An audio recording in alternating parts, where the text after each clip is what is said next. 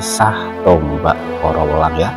Tadinya milik siapa dan asal usul tombak Korowelang itu dari mana. Di sini akan saya babar ya. Semoga bisa menjadi edukasi ataupun pembelajaran bersama tentang sejarah pusaka Kalimosodo, yaitu ada yang menyebutnya dengan versi Islami la ilaha illallah Muhammad Rasulullah. Kalimat Kalimosodo itu bisa menjadi tolak ukur kesucian hatinya dan kejujuran seorang Yudhistira. Lalu bagaimanakah awal ataupun asal usul terciptanya pusaka Satrioning Nagari ini ya. Disitulah inti dari kisah tombak Korowelang ini, sehingga bisa menjadi pusaka Mustikaning Satrianing Nagari. Bahkan dikehendaki Sang Semar untuk membangun kembali Kahyangan Suralaya. Assalamualaikum warahmatullahi wabarakatuh. Selamat bertemu lagi dengan saya Pujangga Krisnuswantoro. Semoga panjenengan semua selalu dalam lindungan Allah Subhanahu wa taala. Amin amin ya rabbal alamin. Kali ini saya akan meneruskan untuk mereview kembali, yaitu tentang tombak Korowelang ya para sedulur. Karena kemarin itu yang saya review adalah arti dari nama tombak Korowelang tersebut, dan kali ini yang akan saya review adalah kisah tombak Korowelang ya. Tadinya milik siapa dan asal usul tombak Korowelang itu dari mana. Di sini akan saya babar ya. Semoga bisa menjadi edukasi ataupun pembelajaran bersama tentang sejarah. Saya buka terlebih dahulu.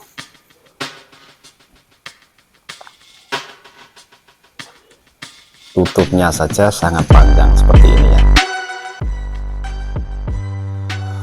Masih tombak yang sama karena ini judulnya adalah tombak Korowelang part 2 ya. Tombak Korowelang ceritanya pada kala itu adalah milik seorang Prabu, yaitu Pandu Dewanata atau bapaknya Pandawa V ya, yang kemudian diwariskan ataupun diturunkan kepada anak sulungnya atau anak paling barep ataupun paling awal ya, yaitu Gusti Prabu Puntadewa. Atau masa modern yang sudah terbiasa menonton Mahabharata itu disebut dengan Prabu Yudhistira ya. Yudhistira memiliki banyak pusaka karena beliau itu sudah termasuk melewati ujian yang sangat besar dan sukses ya. Maka dengan adanya cerita-cerita pewayangan itu bisa mewakili sebuah watak yang baik dan watak yang jahat. Termasuk dari Pandawa adalah orang yang selalu susah hidupnya dan akhirnya biasa sukses dengan usaha dan ketekunan. Sedangkan Kurawa adalah mewakili tokoh dari watak-watak yang jahat ya, yang terlalu arogan, seperti itulah kurang lebihnya. Dan pusaka lain milik Puntadewa adalah ada Korowelang ini, lalu juga ada pusaka Nanggala ya, pemberian dari Dewa Brahma yang diberikan kepada Gusti Prabu Dewanata, lalu diwariskan kembali kepada anak sulungnya lagi, yaitu Prabu Puntadewa ataupun Prabu Yudhistira. Selain itu ada lagi pusaka Kalimosodo, yaitu ada yang menyebutnya dengan versi Islami la ilaha illallah Muhammad Rasulullah. Kalimat Kalimosodo itu bisa menjadi tolak ukur kesucian hatinya dan kejujuran seorang Yudhistira. Serta ada pusaka lagi yaitu Songsong Tunggul Naga aja para sedulur. Lalu bagaimanakah awal ataupun asal usul terciptanya pusaka Satrioning Nagari ini ya. Disitulah inti dari kisah tombak Korowelang ini, sehingga bisa menjadi pusaka mustikaning satriyaning nagari. Bahkan dikehendaki Sang Semar untuk membangun kembali Kahyangan Suralaya. Kita saksikan ya. Semua itu berawal dari Kahyangan Suralaya yang diserang oleh Prabu Kalimantara, dikarenakan lamaran Prabu Kalimantara kepada Batari Gagarmayang yang ditolak oleh Batara Indra.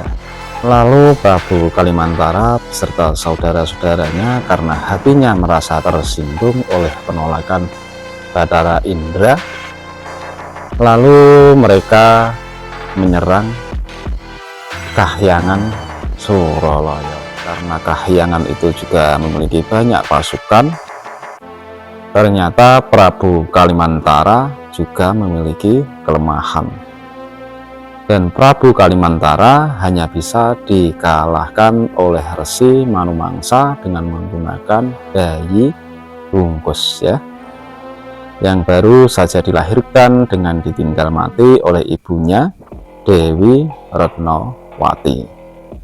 Setelah dalam pertempuran sebelumnya Batara Indra dan para dewa tidak mampu mengalahkan Prabu Kalimantara yang dibantu saudara-saudaranya Patih Arda Dedali, Arya Korowelang, dan Garuda Banatara. Karena setiap kali ada yang terluka ataupun terbunuh, lalu Garuda Banatara segera mengibaskan sayapnya. Setelah mengakibasan sayap tersebut, saudara-saudaranya akan pulih kembali dan hidup kembali serta bisa berperang menghancurkan Kahyangan kembali. Resi Manumangsa yang baru saja berduka karena kehilangan istrinya Dewi Retnowati akibat persalinannya yang tak wajar, bayi yang dilahirkan berukuran sangat besar sekali dan terbungkus ya, terbungkus oleh semacam selaput keras. Pada saat itulah Batara Narada turun dari Kahyangan menemui Resi Manumangsa. Ia menjelaskan mengapa ukuran bayi tersebut yang dilahirkan Dewi Retnowati itu sangat besar sekali, dikarenakan di dalamnya berisi 3 laki-laki. Bungkus tersebut hanya dapat dibuka jika Resi Manumanasa membantu Kahyangan Suralaya yang saat ini sedang diserang. Resi Manumanasa pun menyanggupi hal itu. Ia pun berangkat bersama Batara Narada menuju Kahyangan Suralaya. Resi Manumanasa yang telah mendapatkan petunjuk dari Batara Narada secepat kilat melemparkan bayi terbungkus tersebut tepat terbentur kepala Prabu Kalimantara, berurutan mengenai Patih Arda Dedali, Arya Korowelang, dan Garuda Banatara. Mereka semua pun roboh kehilangan nyawa, dan secara ajaib jasad masing-masing berubah wujud menjadi pusaka. Prabu Kalimantara berubah menjadi sebuah kitab, Patih Arda Dedali menjadi sebatang anak panah, dan Arya Korowelang menjadi sebilah tombak, dan tombak tersebut sedang saya pegang ini nih. Dan Garuda Banatara menjadi sebuah payung. Lalu Batara Narada memberi nama kepada pusaka-pusaka yang berasal dari jasad para musuh Kahyangan tadi. Prabu Kalimantara yang telah berubah menjadi kitab diberi nama Serat Kalimasada, namun lembaran-lembaran kitab tersebut masih kosong tanpa tulisan. Batara Narada meramalkan kelak akan ada keturunan Resi Manumanasa bernama Resi Abiyasa yang mampu menulisi kitab kosong tersebut dengan ajaran-ajaran kesempurnaan hidup. Sementara itu, anak panah yang berasal dari jasad Patih Arda Dedali diberi nama Panah Arda Dedali, Sedangkan tombak yang tercipta dari jasad Arya Korowelang diberi nama tombak Korowelang. Adapun Garuda Banatara yang berubah menjadi payung pusaka diberi nama payung Tunggul Naga. Lalu Bathara Narada menitipkan keempat pusaka itu kepada Bathara Indra supaya disimpan dan kelak hendaknya diberikan kepada anak keturunan Resi Manumanasa. Bathara Indra pun menerima dan menyanggupi permintaan tersebut. Lalu apa maksud Semar membangun kahyangan? Sesungguhnya niat Semar adalah membangun jiwa para Pandawa. Kahyangan yang dimaksudkan oleh Semar adalah jiwa, rasa, dan rohani para Pandawa. Terlebih disertai permintaan untuk membawa serta 3 buah pusaka, Jamus Kalimosodo, tombak Korowelang, dan payung Tunggul Naga. Simbolisme dari ketiga pusaka tersebut cukup menjelaskan niat baik Semar dalam membangun jiwa kesatria yang telah diasuhnya. Jimat Kalimosodo, siji kudu dirumat atau satu yang harus dijaga, banyak dimaknakan sebagai kalimat syahadat dengan pusaka syahadat. Inilah Semar maksud membangun rohani.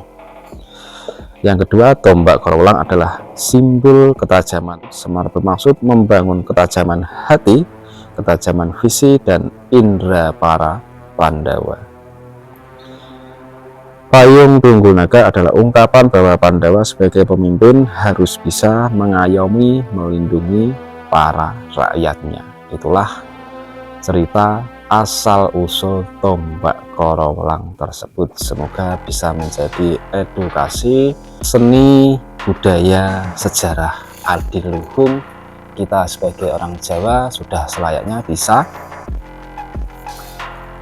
mengetahuilah sedikit-sedikit tentang sejarah. Nah, tombak ini juga pernah dimiliki oleh Brawijaya V dan juga Presiden RI pertama, yaitu Insinyur Soekarno ya. Selain itu, tombak ini juga punya pamor wengkon ya, wengkon isen. Wengkonnya adalah arti filosofinya untuk melindungi ya dari bala mara bahaya, dan isinya itu adalah bulat-bulat kecil ini seperti udan mas tiban, yaitu tentang kerezekian. Semoga harapan dari sang empu ya, doa sang empu, semoga siapapun yang memegang pusaka Korowelang tersebut yaitu bisa mengayomi, tajam pikirannya, dan jujur ya, baik budi pekertinya, berwibawa, serta memiliki kerezekian ya, diberi kelancaran oleh Sang Pencipta ataupun Allah Subhanahu wa Ta'ala. Cukup sekian dari saya, kurang lebihnya mohon maaf apabila ada salah ya dari saya mohon maaf sebesar-besarnya. Akhirul kalam, wassalamualaikum warahmatullahi wabarakatuh.